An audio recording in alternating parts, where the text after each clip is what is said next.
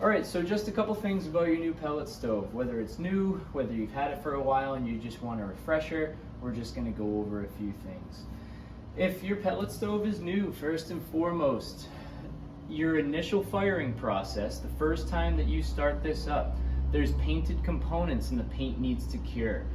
You may see smoke or film physically coming off of the unit while that paint cures, and that's totally normal. Depending how heavy-handed they were at the paint shop, it could last for an hour or 3 or 4 hours.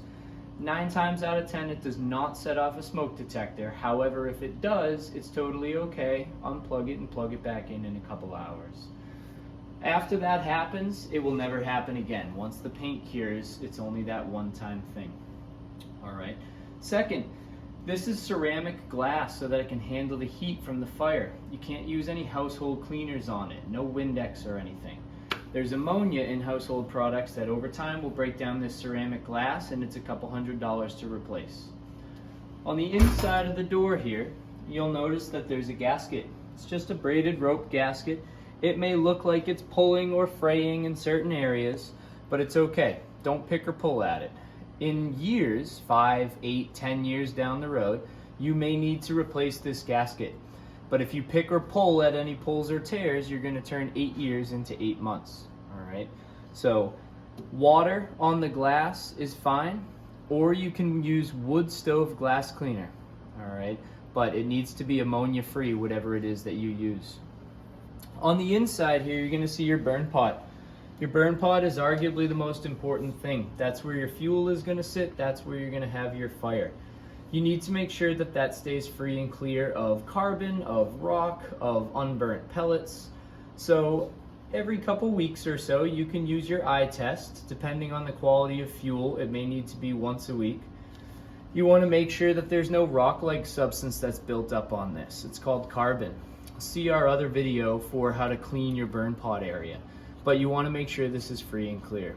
If there's rock on top and there's sand underneath and your burn pot is really dirty, your fuel can't get any heat and it can't get any air and your stove won't light up. And it's not broken, it's just a cleaning thing. Underneath here you'll find your ash pan. Alright, your ash pan will fill up over time. Again, depending on your quality of fuel, it may take a week, it may take 3 weeks, it may take more, or anywhere in between.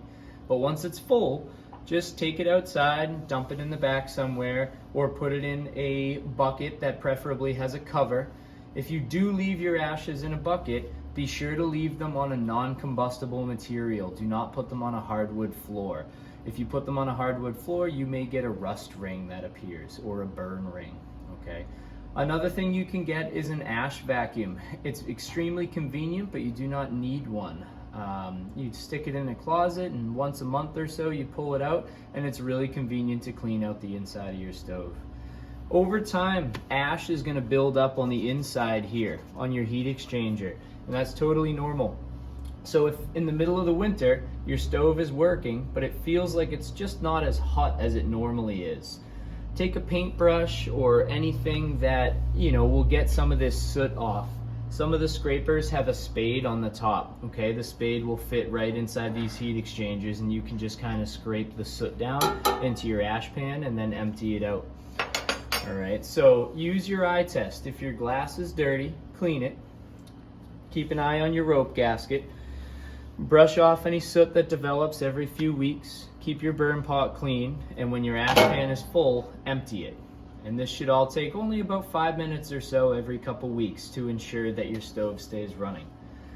Annually, once a year, if you are burning more than 1 ton of pellets, you should have it professionally serviced. All right, there are a lot of sensors and air, sections in the back that need to be free and clear. You need to have your vent cleaned. So you want to ensure that your unit stays working properly, and so annually it's a good idea to have a professional cleaning. On the top, this is where you're going to put your pellets. Okay, this will hold over 1 full bag, which is 40 pounds. Notice it has a gasket itself, a little foam gasket. As you're pouring your pellets in here, you are going to miss, and that's okay.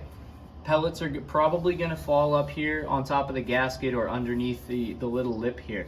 Make sure to brush them back in before you close this over. okay? If there's pellets sitting on the gasket and you close this over and you crush the pellets in, you'll rip the gasket over time and it's going to need to be replaced.